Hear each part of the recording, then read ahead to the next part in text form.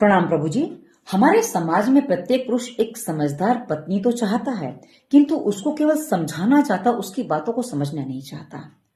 तो प्रतिभाशाली पत्नी जब मिल जाती है, उसके साथ क्या क्या होता है, कुछ स्थितियां कैसे घटित होती हैं, उसी पर आज की कविता है जो मैं आपको सुनाने जा रही हूँ। तो आइए, ये मेरे जीवन के बहुत निकट है, ये मेरे जीवन की ही कहानी है, ऐसा आप मान लीजिए। और इसमें काफी कुछ मैंने लिखा है, कुछ शब्द मिल गए थे, कुछ मैंने डाले हैं। आइए पढ़ते हैं आज की कविता।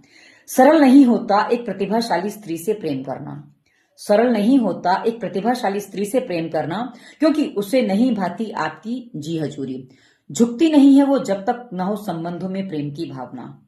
झुकती नहीं है वो जब तक न हो संबंधों में प्रेम की भावना। तुम्हारी हाँ में हाँ और ना में ना कहना वो नहीं जानती, क्योंकि उसने सीखा ही नहीं झूठ की डोर से संबंधों को बांधना। वो नहीं जानती श्वांग की चाशनी में डुबोकर अपनी बात मनवाना। वो नहीं जानती श्वांग की चाशनी में डुबोकर अपनी बात मनवाना। वो तो जानती है बेबाकी से सच बोलना। अनर्गल प्रलाप में पड़ना उसका स्वभाव नहीं है।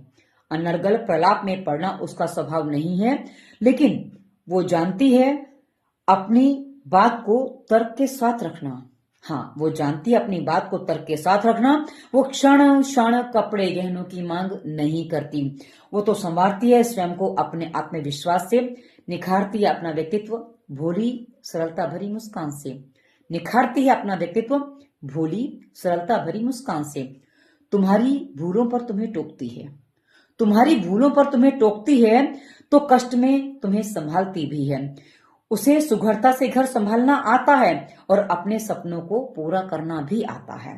अगर नहीं आता है तो किसी की अनर्गल बातों को मान लेना। नहीं आता तो किसी की अनर्गल बातों को मान लेना। पौरुष के आगे वो नतमस्तक नहीं होती है, झुकती है तो वो तुम्हारे निस्वार्थ प्रेम के आगे, और इस प्रेम पर अपना सर्वस्व न्यौछावर कर देती है। साहस हो निभाने का तभी ऐसी स्त्री से प्रेम करना, क्योंकि टूट जाती है वो छल से, छलावे से, पौरुषत्व के अहंकार से, और फिर जोड़ नहीं पाती किसी भी शल्य उपचार से। हाँ, फिर जोड़ नहीं पाती किसी भी प्रकार के शल्य उपचार से। ये कहानी तब तक की है जब तक एक स्वाभिमानी स्त्री टूटती है, ठीक है, लेकिन उसके आगे की कहानी अब आरंभ होती है। किंतु छलावे में आकर अस्तित्व नहीं खो जाता। छलावे में आकर अस्तित्व नहीं खो जाता।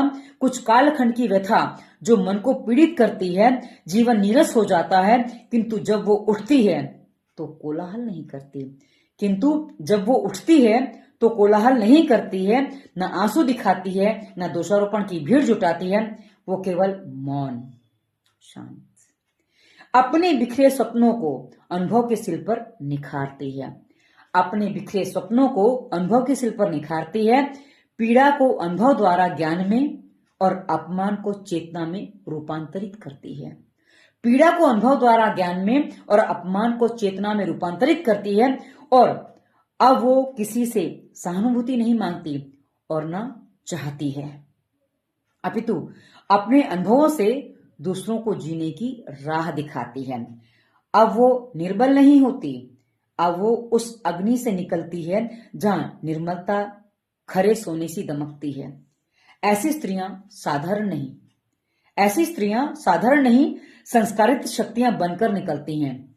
अब वो प्रेम करती है पर मुंह में नहीं फंसती। ससम्मान हर संबंध निभाती है, अब भय से नहीं, सच और स्वतंत्रता के साथ। अब वो जानती है कि उसका मौन भी बहुत कुछ कह जाता है, और उसकी स्थिरता अनेकानेक बवंडर पी जाती है।